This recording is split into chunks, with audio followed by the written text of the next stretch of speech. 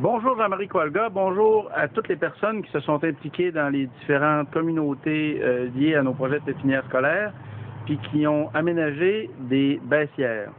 J'aimerais vous faire aujourd'hui deux suggestions concernant ces fameux aménagements-là.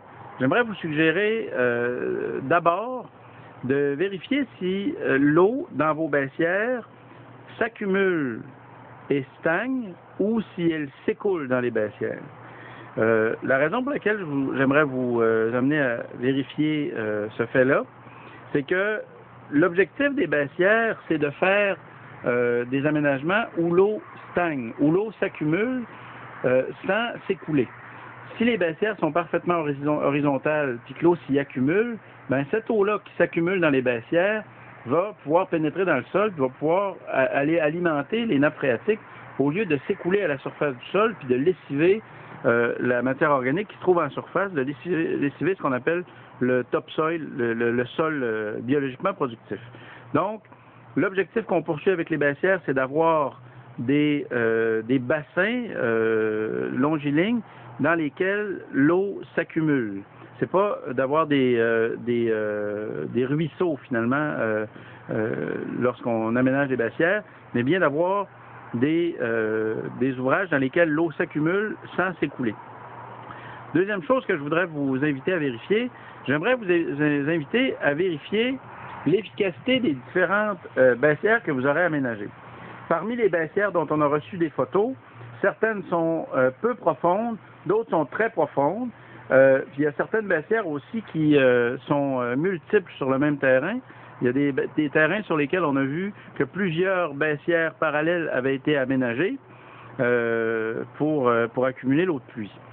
J'aimerais vous inviter, lorsque la saison va s'écouler, la saison de pluie est en cours en ce moment, puis bientôt les pluies vont cesser.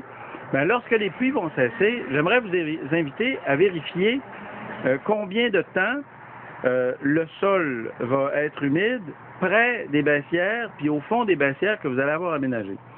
Puisque l'objectif des baissières, c'est de rendre le sol biologiquement productif sur une saison plus longue en capturant l'eau de pluie puis en l'accumulant pour qu'elle puisse stagner puis s'infiltrer dans le sol, ben, ce serait intéressant, maintenant que vous en avez plusieurs baissières, de vérifier lesquelles auront été les plus efficaces, de manière à ce que dans les saisons futures, vous puissiez savoir de quelle manière multiplier ces efforts-là, de manière à les rendre de plus en plus efficaces et productifs.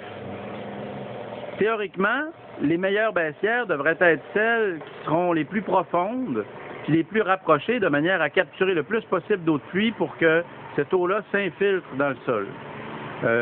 Vous êtes mieux placé près du terrain pour vérifier si c'est effectivement le cas. Faites ces mesures-là, mesurez combien de semaines supplémentaires d'humidité vos baissières vont avoir accumulé dans le sol.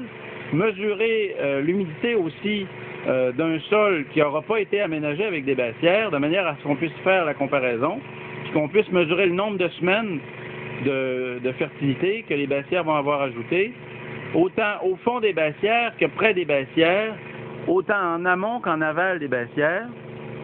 Puis vous pourrez faire aussi la vérification de l'efficacité des baissières selon leur profondeur. Des baissières plus profondes, théoriquement, devraient être plus efficaces parce qu'elles vont accumuler plus d'eau, ce qui va permettre au sol d'être fertile plus longtemps. Mais c'est des vérifications qu'il faudra faire en mesurant le nombre de semaines biologiquement productives ajoutées par vos différentes baissières. Voilà, c'était la suggestion que je voulais vous faire. Merci d'avance. Bonne journée.